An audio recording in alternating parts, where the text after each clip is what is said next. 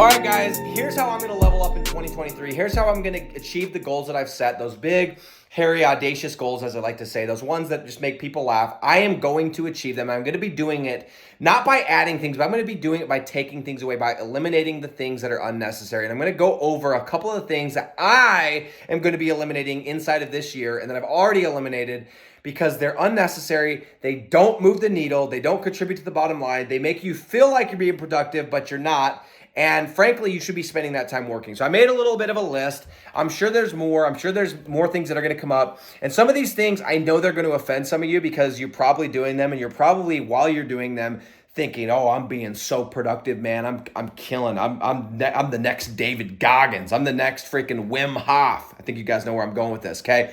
Here's what I'm going to be eliminating, okay? I made a list. Number one is I ain't reading 52 books this year. And neither should you.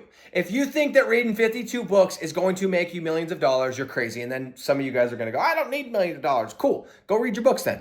Reading 52 books a year. And this is the question that I posed. I put this on my Facebook recently, and I've kind of been having this ongoing joke. It's like, what if you took this 52 books, all the hours you were going to spend, which is probably all the weeks you were going to spend with all those books, reading those books, and what if you just went and wrote one?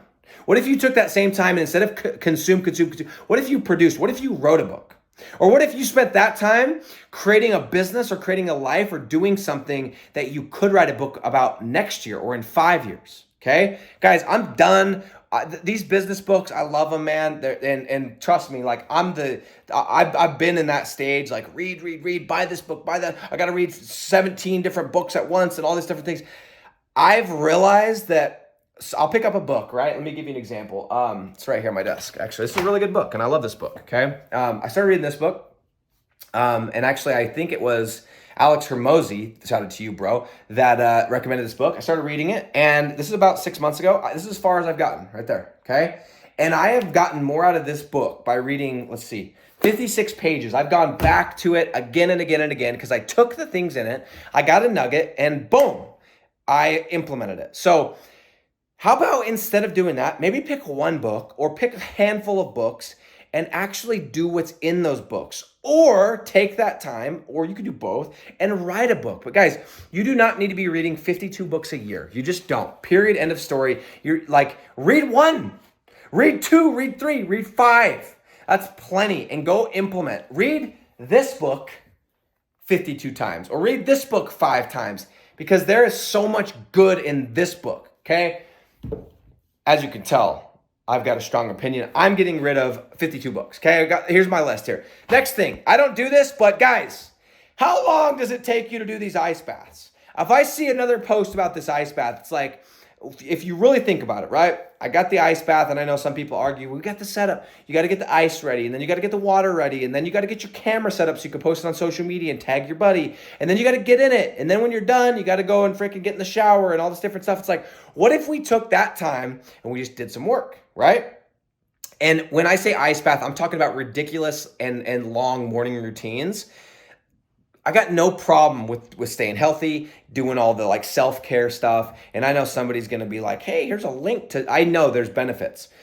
But if you do not have your money right, if your bills are not taken care of, go do that first, okay? Until you get to 10, 15, 20, 25K, you're good. Let's go make some money. Let's go and do some things that are going to bring in money, and sitting in an ice bath, it ain't bringing in revenue, okay? Go call some customers. Go ask some people for money. Go make offers. That's what you should be doing, okay? Now, if you're at 100K and you're chilling and you want to go do an ice bath, that's cool, man. I ain't going to be doing it with you, okay? I'd rather sit in a warm bath, personally.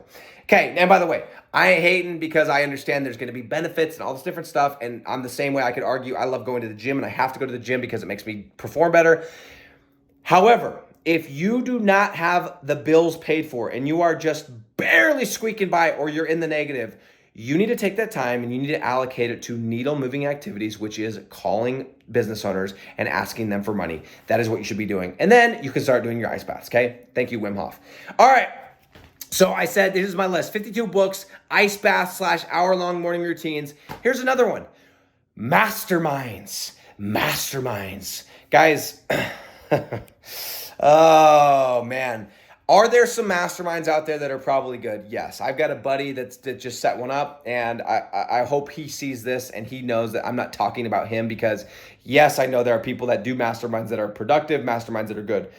But 99% of these masterminds are nothing more than a little boys club where you go to something, you take a picture with the people that they brought in, you pay a fat chunk of money, and you do nothing, okay? I ain't doing masterminds, period, right?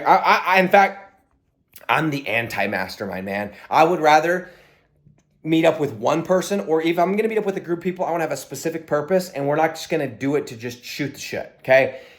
If it's run properly, I see the value. But I'm telling you that this mastermind concept has gotten so out of hand that we're doing these like boys trips where there's 5 minutes of actual like work being done, and the rest of it's just a massive, I won't use that term, it's a massive waste of time. Let me just say that. Okay, so guys, I'm the anti-mastermind. Let me just say that. Okay.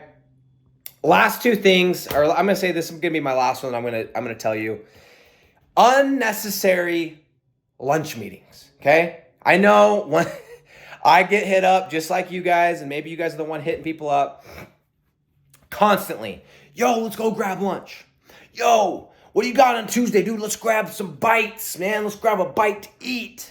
No, I'm good, bro. I got food in the fridge. I can DoorDash Chipotle, eat it in 18 minutes, and be back to work, okay? Now, I don't want you guys to think that I'm a robot and all I do is work. I mess around just like everybody else. I like to goof off. But guys, it takes so much time. You got to drive to the restaurant. You got to order your food. Then you got to chat. And then it's like, well, what if the meeting's going really well and it's 2 hours? Before you know it, guys, when I was in the stage of doing lunch meetings, there is no chance I was getting out of there within less than 90 minutes. No chance. Most of the time it was 2 hours, okay? Period. Now, if it was me and my employees and I was like, boom, we're on schedule, but meeting people for unnecessary lunch to just talk business is a waste of time. If you really want to talk business, get your food to go meet at his office or her office or your office, and actually have something that's structured and get it done. But these unnecessary lunch meetings that are taking 2 hours a day, they are causing you to, they're wasting so much time. You're losing so much money by going to them, when instead it's like, dude, let's forget about the lunch. Let's just talk business. Call me when I'm driving. Let's be productive at the same time. Or here, this is the deal. You go pick up lunch. I'll pay for it. And we'll meet at my office. We'll eat for a second and then we'll be done. Okay. But I don't have time to go and meet you guys. Literally just yesterday, I got that same text. Yo, let's grab lunch Tuesday. No. Okay, I'm good. I'm here making money. I got goals to hit. We can do lunches when I'm rich, when I got tons and tons of money coming in, and we can just have it catered by my personal chef. Guys, get rid of stuff. Quit worrying about adding all these unnecessary routines, all these things, the ice baths, the 52 books, the whole thing. Let's figure out what are the things that move the needle. I heard Tim Ferriss talk about this. He talked about what is important versus what is necessary, I think it was, or maybe I completely botched that. But basically, how do we define the things that actually move the needle and do those, okay? How do we define the things that are actually needle moving, and we spend more time doing those and less time doing the things that do not, and just outsource those, okay? That is how you do get stuff done. That is how you get stuff done. It's by eliminating all the crap that doesn't matter, man. And most of it doesn't. And I love all these books, and honestly, it's more of a decoration. I haven't read half of these books, and the ones that I have read, I've read years ago. I am in produce mode. Quit consuming, start producing. I'll see you guys on December 31st, and we'll see who made more money. Let's go.